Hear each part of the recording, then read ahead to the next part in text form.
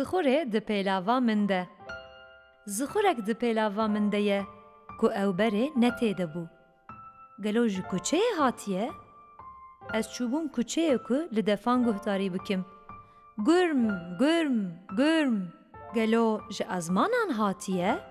Ku ewrekî, balindeyekî an jî hûteke xisarokî ew xistiye. Zixurek di pêlava min de ye ku ew berê netêde bû. Gelo ji parkê hatiye? Ku li wê derê ez û beqekê em bûbûn heval. Weq, weq, weq. An jî gelo bi xalîçeyeke firok hatiye? Ji çîrokeke ku ji zemanên berê maye.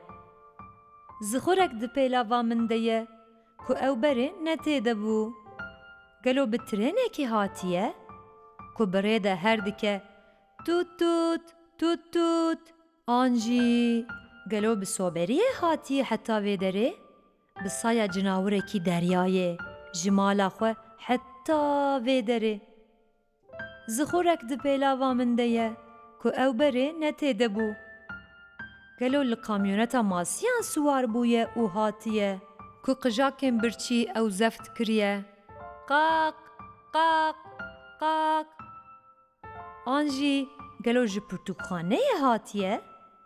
Ku ez çûbûm wê derê da ku pirtûkekê bi emanetî bistînim. Zixurek di pêlava min de ye ku berê netêde bû. Ax, gelo dibe ku ji ku derê hatibe? Xwezî min bizaniya. Wey, binêrin. Perîkek di pêlava min de ye.